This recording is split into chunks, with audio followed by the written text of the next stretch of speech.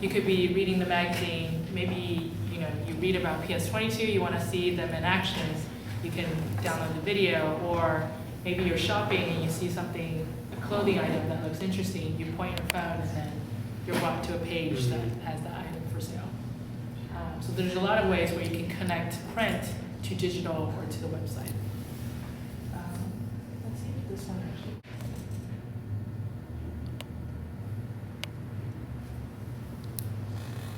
Is it possible to give more lighting? Yeah, it's got lighting. More light. What do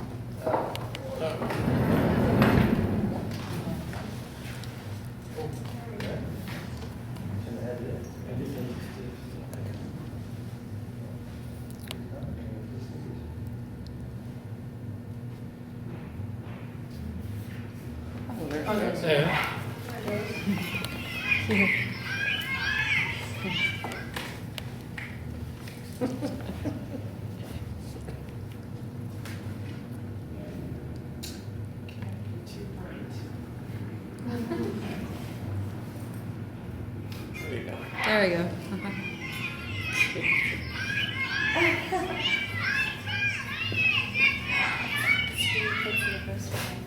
That's cute. So is that, It's an AR on top of it. what's it running in now? Just the website or? So it's running Flash right now. So this is a Flash campaign. But that's in a web browser? It's a web browser.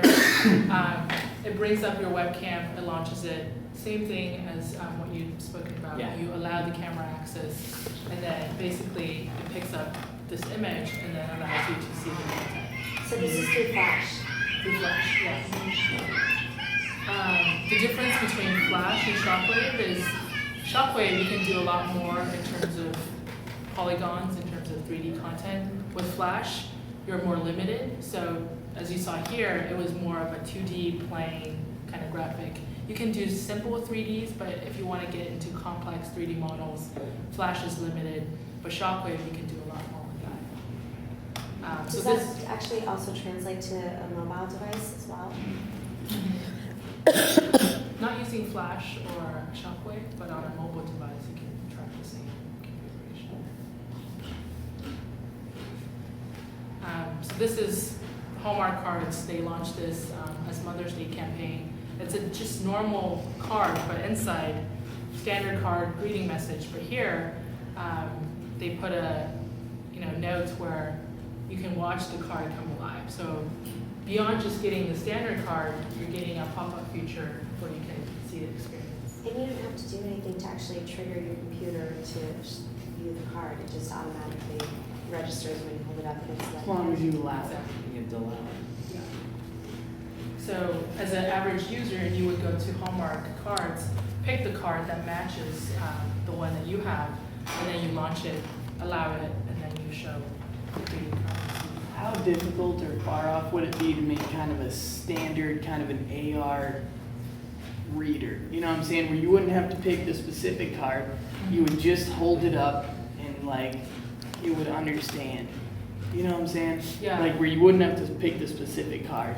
You know? Well, I mean, I'm just right now curious. you can do it already, but the reason why Hallmark did it this way, where you have to pick the card, is the assets, the 3D assets or the 2D assets, it takes a long time to load. So if you do it random where you point any card, it wouldn't know which asset to associate with that particular card.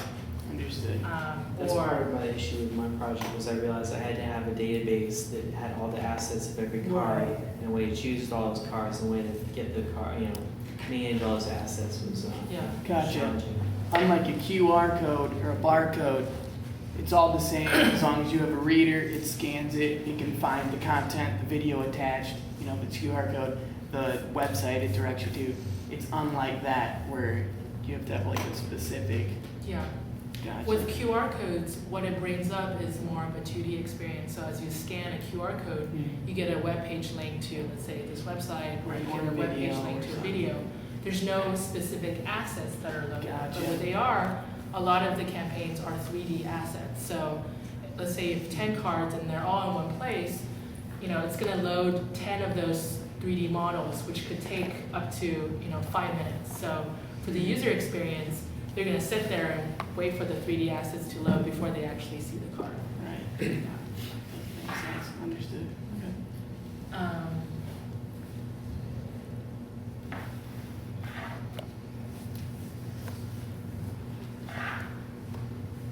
So just kind of want to quickly go over in terms of augmented reality. There's two types of augmented reality that are being used today, one of which is the marker-based that I've shown you guys on the PC, where based off of an image, you can trigger a 3D content or an AR experience.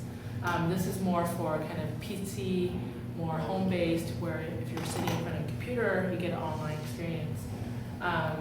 Another side is applications, smartphone applications that uses location to display information.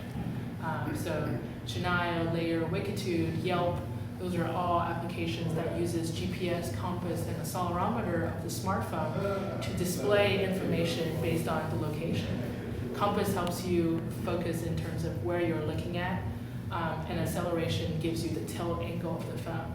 So that's why you can overlay these contents based on a specific location of where maybe that restaurant is. Metaio is our augmented reality browser, and what we try to create is attach physical information to actual locations and also actual objects. So some of the use cases that we've implemented working with partners is, one of example is with BART public transportation. A lot of government agencies have all these transit information as well as geolocation information available. What we did with them is we worked with their data in terms of visualizing the content. So what this means is, if you have Metaio, you open up the BART channel, you can point your phone and be able to see all the BART stations that are around you. And it will visually display in your live view finder in terms of, hey, there's a Powell station right there. You click on the POI and it gives you a live schedule of the trains that are coming at that site. The big advantage of using AR for this versus Google Maps is it's a lot more intuitive, where you don't have to figure out where northwest, southeast is. You can just point your phone, see, okay, I'm facing that direction, and be able to get that content. As an avid transit user and an avid mobile user, one thing that drives me crazy is, okay, I'm at the location of the station. Which side of the platform do I need to be on? Yeah. That is surprisingly difficult to figure out with the help of most transit apps and signage. Yeah. Anything you could do to make that easier would probably get you a lot of users. Yeah. This one is what I talked about a little bit. Vodafone had a World Cup soccer campaign, but here, this is something where you can point your phone to the field and knows the geolocation of where you are because it's picking up GPS signal. And it can display live statistics as to the players that are playing, the score that's happening. And all that data is coming from a live feed of database live statistics. And it's just calling between servers in terms of inputting in the data. Now, you're showing that on an iPhone. Was that an iPhone app, or was it, you said it was through Vodafone. What kind of devices was that working on? So this one is actually, Vodafone is the partner on this, but this was through Metaio. So Metaio is on Android as well as iPhone. Okay. Yeah. Junaio or Genio? Metaio. Junaio, okay. Another use case is what we've done with the Metaio platform is that we incorporate these LLA markers, which stand for longitude, latitude, and altitude. With a lot of AR browser applications, it's relying on the GPS, but if you go indoor where GPS is limited, you're not going to get the right information. Content is going to be skewed. So what we did is we created these markers similar to QR codes, but they really determine the location of where you are indoors. So, this is a campaign we did with Kiosk Europe. It's a conference event where we set out these markers that were laid around conference. You can pretty much just scan the marker and it will bring you information about, here's this exhibit, here's this kiosk, here's this conference that's going on, here's the speakers that's speaking in this room at this particular time. So for a big conference, it kind of helps you navigate not only the kiosk floor, but